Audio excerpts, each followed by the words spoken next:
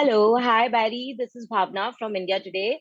How are you? Firstly, congratulations. I watched this Enchanted, and I was really having such a fun time watching it because what I found very interesting is that the fairy tale that Disney is known for, you're sort of questioning that at one point, and also bringing us back to thinking that the magic is still there. It's up to us how we use it and how we look at fairy tales eventually.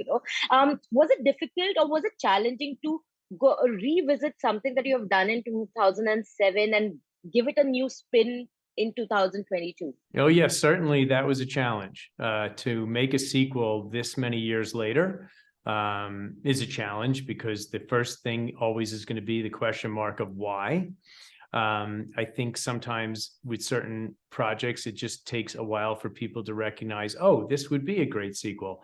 But I think Sean Hmm. Bailey at Disney was very smart in saying to me, I want this to be a standalone movie. Let it be its own story. Let it not just connect exactly back to the first movie. So it was Right. inspiring for all of us to think of, okay, what would the original story be? And it really started with Giselle. Where is Giselle now? And that's when, working with the original writers and then working with Richard LaGravenese, it became like a really true mother-daughter story.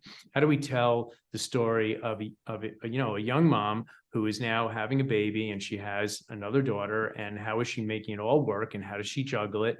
And then for us, it became like, okay, this is how we can develop this. We can do a great mother-daughter story. We can tell a story about marriage. We can tell a story about a woman having a baby. We could tell a story about how things change, how your family changes when all sorts of new things come into your life.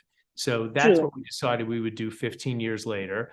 We'd see her very happy, and then we'd also see her slightly troubled that things are not quite the way they should be. And I think that Right. Giselle realizes that she needs to evolve things, and I And think giving and her the reluctance of her daughter and her husband and so on, I think was a good way to see her character grow.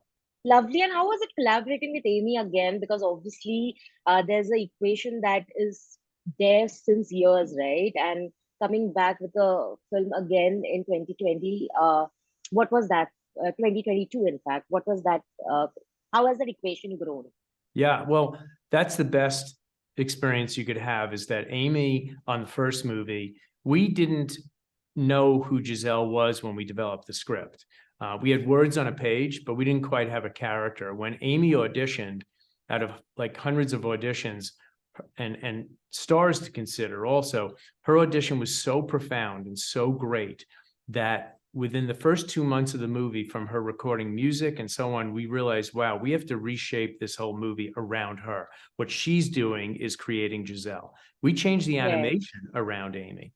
So Okay. Amy made Giselle, and then we sort of ran in and followed. We even wrote scenes slightly differently to capture what Amy was doing. So then Yeah. to call Amy about a sequel was the greatest joy and the absolute first step for me to say, okay, Amy, where do you think Giselle would be this many years later? So we talked about some real world things. She and I both, were married roughly the same time. We both, were started relationships during the first movie. I met my wife on the first movie. Amy and she knew each other. She was Amy's stand-in and she was an Hmm. actress in the movie. So we had a lot of, intertwined life to talk about from year one to year, 12 at that time. So it was very easy. And Amy was so smart and she really did come up with what the story should be for Giselle. So for Yeah. me, it was about developing around that. How do I help that? And how do I Richard LaGravenese helped with that, Bridget Hales helped with that, Adam Shankman helped with that, and we figured out how to build a really good story and concept around Giselle's. Lovely. On that note, I don't have more time, but thank you so much, Barry, and all the very best for the film. I hope that it does amazingly well. Thank you so much.